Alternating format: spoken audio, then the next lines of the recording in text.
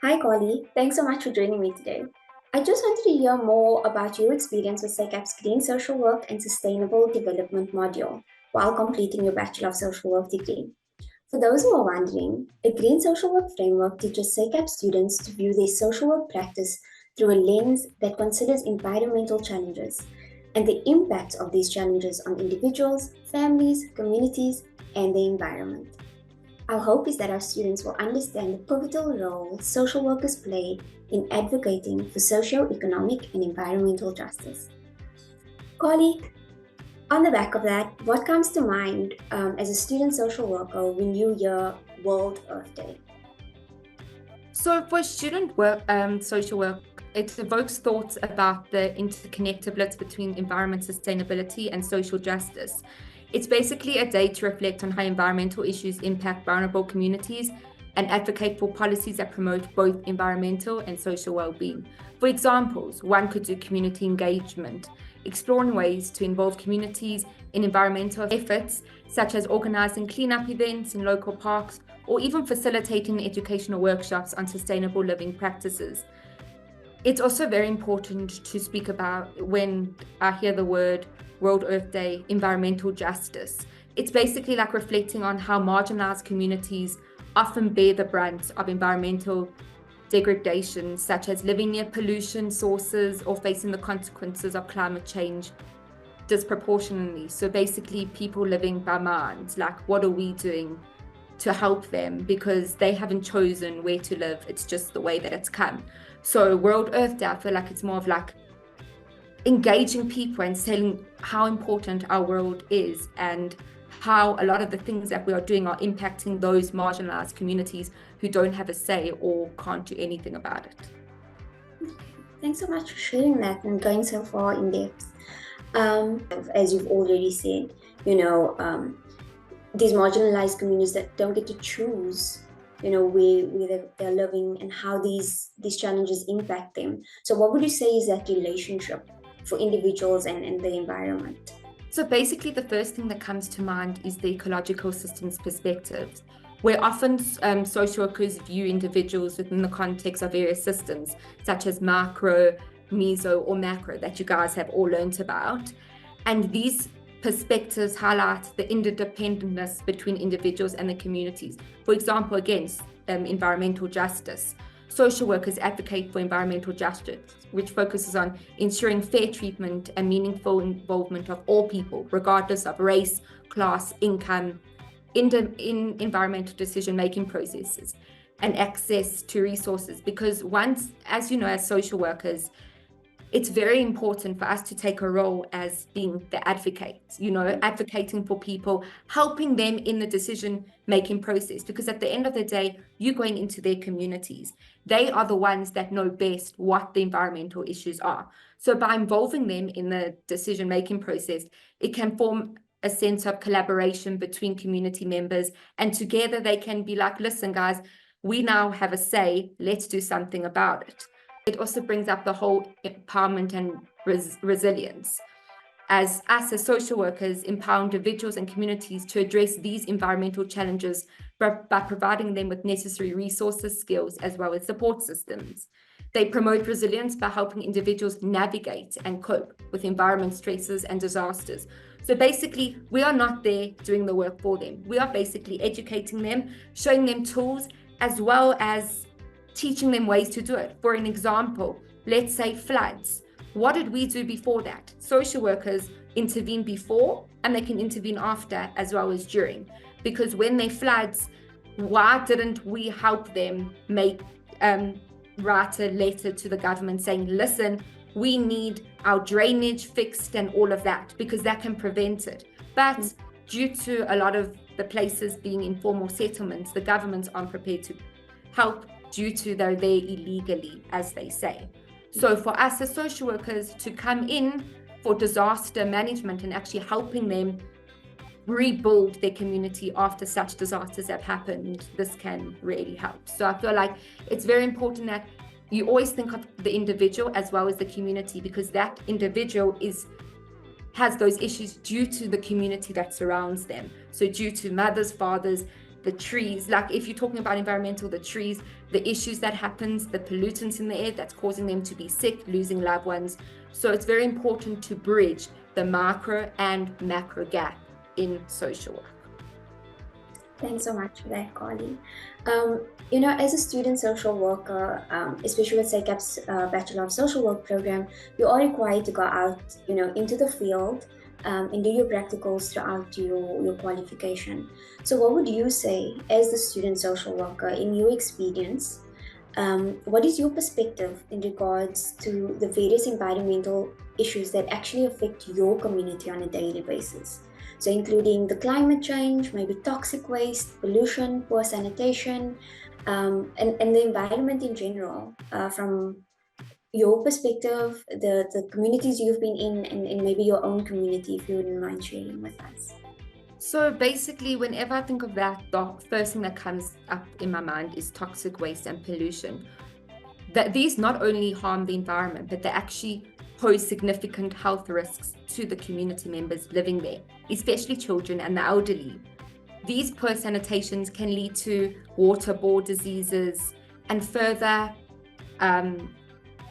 basically increase the cycles of poverty and illness, because by these people getting sick from these issues that are happening from the toxic wastes and the pollution in the air, they're unable to work, unfortunately, which that will keep on having that cycle of poverty, as well as a lot of these people don't have access to these health care places that can actually get immediate help from these issues, as well as climate change. This can be really hectic, and what I've seen is it really affects people, low income communities, people of colors, as well as indigenous populations, as these communities often bear the brunt of environmental degradation, facing increased health risks, displacements, and economic hardships. So basically, environmental degradation is when basically the soil stops, everything just stops working due to the pollutants in the air and due to climate change. Therefore, they can't do crops, they can't, make food for themselves, because a lot of them do gardening and community gardening. So one thing, students, that you guys are going to learn is the importance of environmental degradation and how we as social workers need to actually help fix these things, because pollution is an issue, as we all see, but a lot of us, we don't feel it as we're in our house. But those people that don't have access to proper homes and stuff, they are suffering due to them not being able to make crops and all things like that. So yeah, again, it's got a lot to do with social justice, as well as, it's very important to engage with communities, see where the issues are with this and how to tackle it, not being the expert, but being the, let's say, facilitator. You're not telling them what to do. You're basically educating them about all these issues, climate change and stuff like that, and how they can, as a community, help combat this issue, because it starts within the person. Yeah. And Carly, just looking at that a little bit more in depth, starting with the person, can we bring it a little bit closer to home for you? What would you say is something that you could help within your own community, alleviating some of these issues that affect us globally? One thing that I really think that is really easy is recycling. Reduce, reuse, recycle. Basically, by you actually taking all these things and throwing it away, and as well as throwing it in the recycling bins, this can not only help me and my household, it can actually give people employment and income, because there are things available that if you are going to recycle, you take it to a place and they actually give you money for it. You as a social worker, looking for skills, looking at, oh, this person likes to use their hands. Maybe they can even make crafts with these things that are causing pollution, with these wastes and everything. You can, like craft ships and all of that, then they can sell it and make some income to support them and their family. I feel like if you actually take what's there in front of you, you can actually produce income by using just waste materials that can be recycled, as well as basic things that you can make. Also, another example, what you can do is, when you go to Checkers or Pick and Pay and they give you plastics, instead of them giving it to you, reuse yours. Take your plastics and be like, no thanks. Yeah. Sure. I love that answer, and I like that it's so practical and it can be done in most every home. So thanks for that, Carly. I just want to move away from this particular topic as we're nearing the end of this discussion. But obviously, as a student, there's lots of talk, especially at SACAP, around your mental health and your well-being.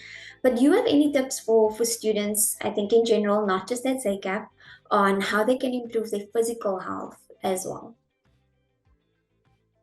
So yes, there's a lot of things that we can talk about here. Regular exercises. Basically, all you got to do is just walk, go to the park, reflect. Regular exercise, it's not only good for you, but being alone and exercising, it's got that form of reflection. You're always with people, and like, especially those who are very extroverted, they like to be with people. But just exercise, even by taking a walk by yourself. If not, take your dog for a walk, or your pets, or whatever you want to take for a walk, just take it with you. As well as also one thing that's helped me is a balanced diet. So basically, I'm not saying lose weight and everything, but just eat healthy. We need a lot of motivation as well as energy, because you'll see when we become a social worker, we're going to be burnt out. So you need to eat the proper things that are going to give you energy, as well as when you're doing your assignments, always just look after what you eat the correct things, as well as the most important thing is adequate sleep. Us as students, we forget how important sleep is, as well as stress. A lot of us deal with stress with assignments, with our own personal lives. And I feel like you need to just sometimes just breathe.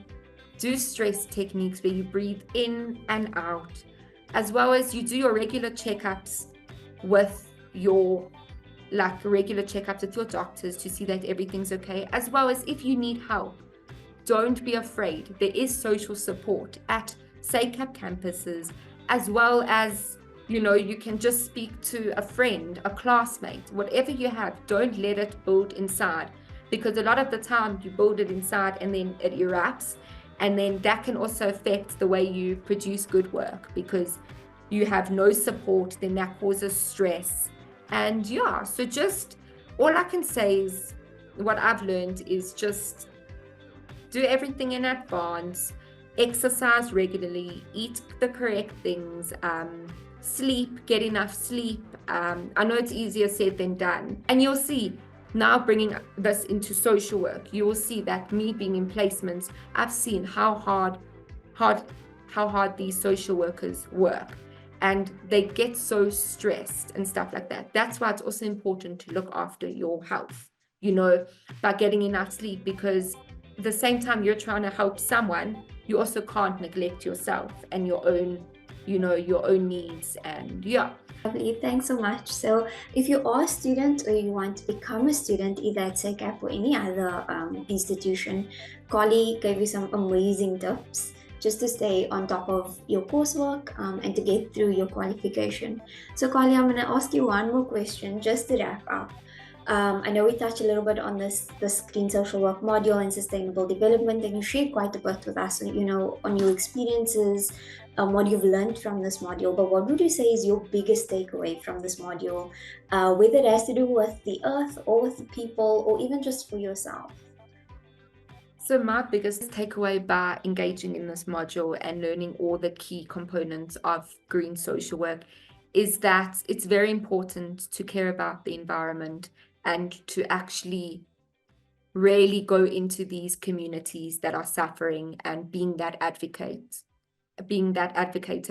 to help them with their issues of the environment. Because as we said, the ecological perspectives, it's all about the environment. So one thing that I really want to do when I'm in practice is actually go into these communities and do these community projects that help alleviate the issues of pollution, climate change, basically just help doing cleanups will even help that little slight issue, as well as giving people tools and showing them, listen guys, this plastic that you've used to drink Coke Zero or whatever, you can use it to make things that you'll be able to sell, combating poverty, as well as you can also use recycling things to make school shoes.